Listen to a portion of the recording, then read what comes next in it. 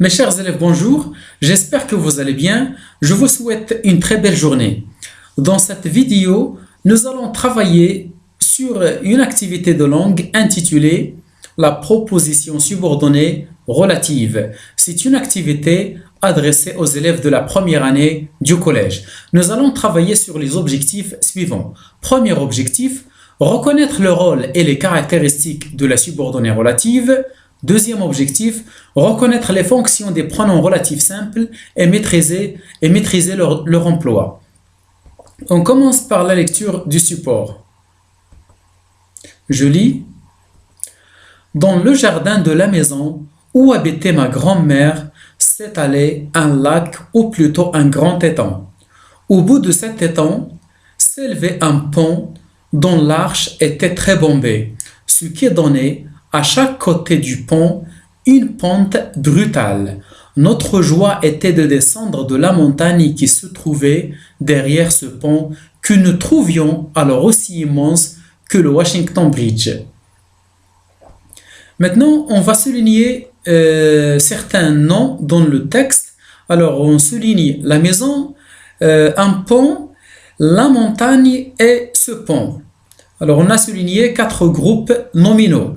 Répondons maintenant à la consigne suivante. Relevez dans le texte les expressions qui complètent les noms soulignés. Après une petite réflexion, une petite recherche, nous allons découvrir que ces noms sont complétés par les expressions suivantes.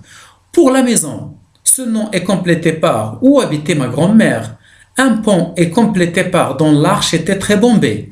La montagne est complétée par « Qui se trouvait derrière ce pont ». Concernant ce pont, lui, il est complété par « Que nous trouvions alors aussi immense que le Washington Bridge ». Maintenant, quelle est la nature grammaticale de ces expressions? Nous allons les observer et les relire afin de dégager leur nature grammaticale. Alors, les noms complétés sont écrits en vert. Les expressions qui les complètent sont écrites en rouge. On relit afin de dégager la nature grammaticale des expressions écrites en rouge.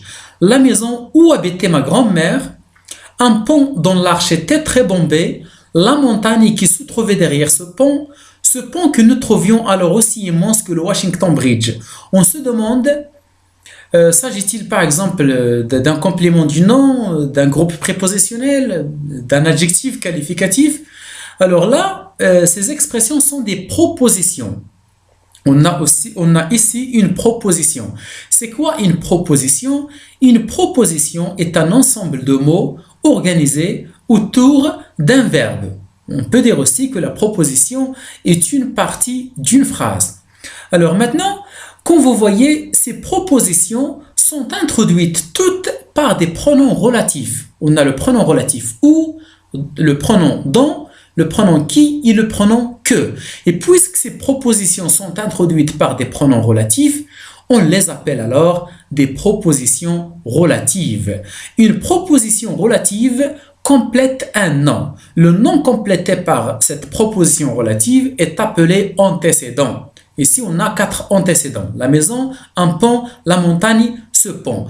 Quelle est la fonction d'une proposition relative? Une proposition relative joue la fonction d'un complément du nom. Elle sert à compléter un nom, à le décrire, à le caractériser et à apporter des précisions sur ce nom. Alors, la proposition relative, ou bien la subordonnée relative, plus le complément du nom, plus l'adjectif qualificatif sont des expansions du nom qui servent à apporter des précisions sur le nom qualifié. Alors, je reprends. On a dit que la relative joue la fonction d'un complément du nom. Le nom complété par une relative est appelé antécédent. Alors là, on a 4 pronoms relatifs simples. Nous allons maintenant découvrir les fonctions grammaticales de ces pronoms. Quelles sont les fonctions grammaticales des pronoms relatifs? On commence par le pronom relatif où. Prenons l'exemple extrait du texte. Dans le texte, on a la phrase suivante. Dans le jardin de la maison où habitait ma grand-mère s'étalait un lac ou plutôt un grand étang. Cette phrase est une phrase complexe composée de 2 propositions une principale qui est dans le jardin de la maison, s'étalait un lac ou plutôt un grand étang. Et une proposition subordonnée, c'est où habitait ma grand-mère. Cette subordonnée est introduite par le pronom relatif où. L'antécédent de ce pronom, c'est la maison. Quelle est la fonction maintenant de où? Pour savoir sa fonction, nous allons reconstruire les deux phrases de départ. Et cela va nous permettre de découvrir aussi comment on a construit cette phrase complexe qui contient une subordonnée relative. Alors, les deux phrases de départ sont les suivantes. Dans le jardin de la maison s'étalait un lac, ou plutôt un grand étang, c'est la première phrase.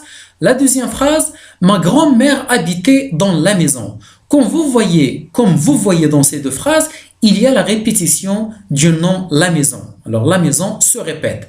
Alors maintenant, là on a deux phrases indépendantes.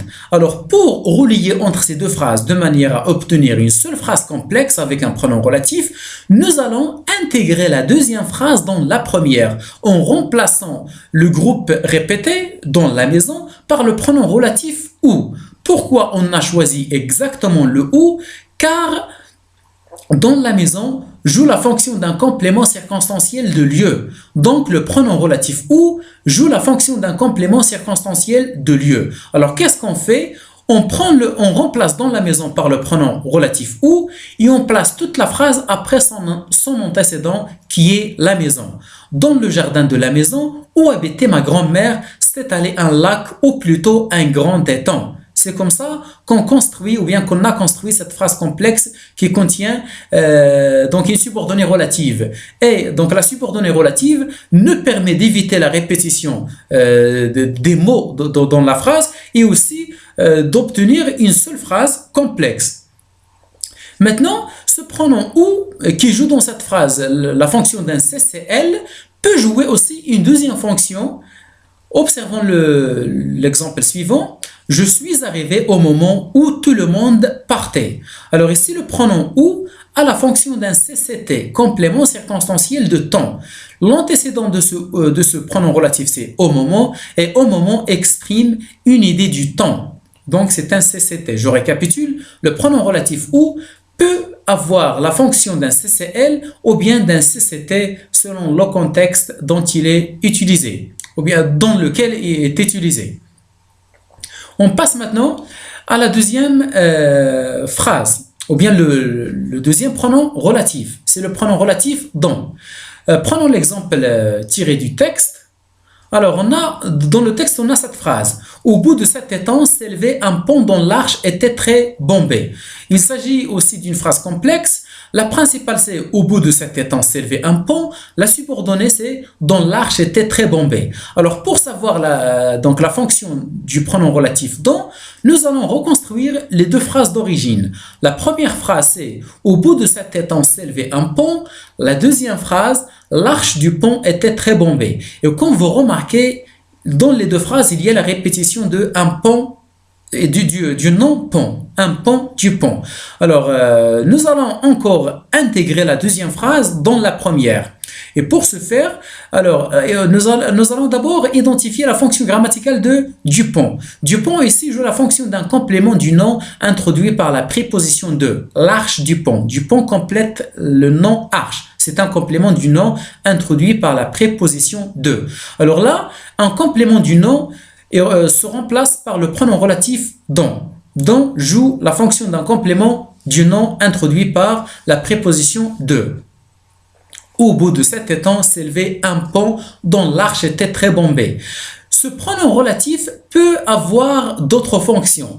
Parmi ces fonctions, le pronom relatif dont peut jouer la fonction d'un complément d'objet indirect introduit par la préposition de. Observons l'exemple. J'ai lu l'histoire dont tu m'as parlé. Dont est un complément d'objet indirect. À l'origine, on a j'ai lu l'histoire, tu m'as parlé de l'histoire. De l'histoire, c'est un COI introduit par de. On passe au pronom suivant. Le pronom, c'est le pronom relatif qui. Prenons la phrase extraite du texte. Notre joie était de descendre de la montagne qui se trouvait derrière ce pont. C'est une phrase complexe. La principale, c'est notre joie était de descendre de la montagne.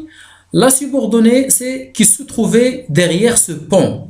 Alors ici, pour découvrir la fonction de qui, nous allons reconstruire les deux phrases d'origine. La première, notre joie était de descendre de la montagne. La deuxième, la montagne se trouvait derrière ce pont.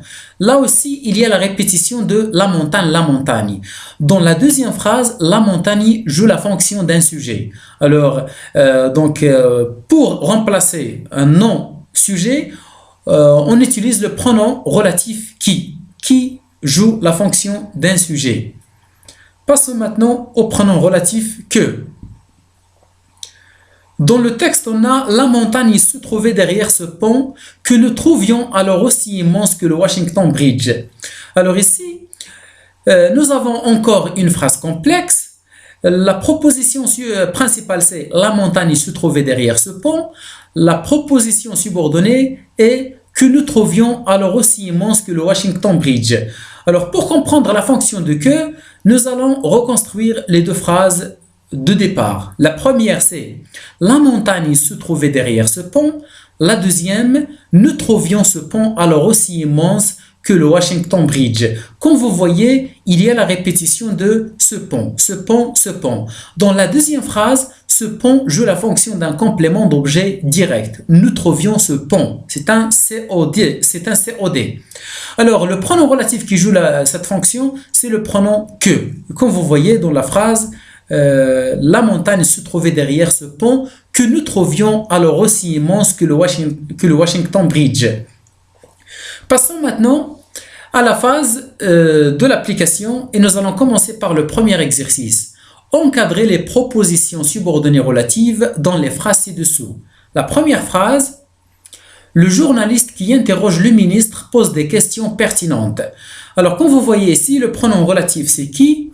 Donc, la relative, c'est qui interroge le ministre. C'est la proposition subordonnée relative.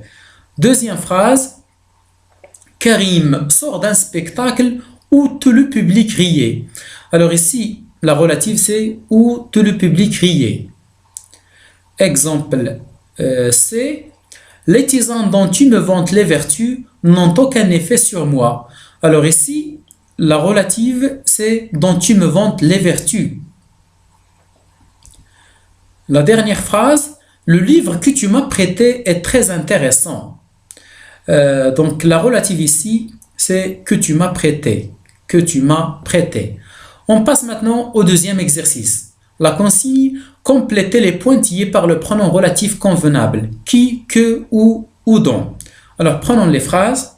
Alors dans la première phrase, on a « J'aime les fleurs, tu as cueilli cet après-midi ». Alors comme on l'a vu dans la phase de la conceptualisation, on a dit que le pronom relatif reprend et remplace son antécédent. L'antécédent ici, c'est le nom « les fleurs ». Alors, pour savoir le pronom relatif que nous allons utiliser, nous allons reconstruire la phrase avec l'antécédent, avec les fleurs. Alors, nous aurons « Tu as cueilli les fleurs. Tu as cueilli les fleurs. Tu as cueilli les fleurs. » Alors, donc, les fleurs est un COD. Donc, on utilise le pronom relatif « que ». J'aime les fleurs que tu as cueillies cet après-midi. Le prisonnier, je t'ai parlé, s'est évadé.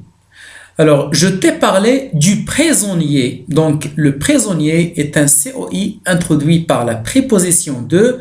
On utilisera le pronom relatif dont. Le prisonnier dont je t'ai parlé s'est évadé. La ville, j'habite, est très belle. La ville est très belle. J'habite à la ville. C'est un CCL, donc on utilise la ville où j'habite. D. Mon ami a pris le livre, était sur la table. Le livre était sur la table. C'est un sujet, donc le pronom relatif, c'est qui. Mon ami a pris le livre qui était sur la table. La phrase E. Au cinéma, j'ai vu un film, m'a beaucoup plu. Le film m'a beaucoup plu, c'est un sujet, on utilise qui. Au cinéma, j'ai vu un film qui m'a beaucoup plu. F. La plage, nous sommes allés, est très polluée. Nous sommes allés à la plage. Donc c'est un CCL, c'est le pronom relatif où que nous allons utiliser. La plage où nous sommes allés est très polluée. La phrase j'ai commencé la lecture du roman, j'ai acheté. J'ai acheté un roman, c'est un COD, donc il faut utiliser le pronom que. J'ai commencé la lecture du roman que j'ai acheté. Merci bien pour votre attention et à bientôt, Inch'Allah.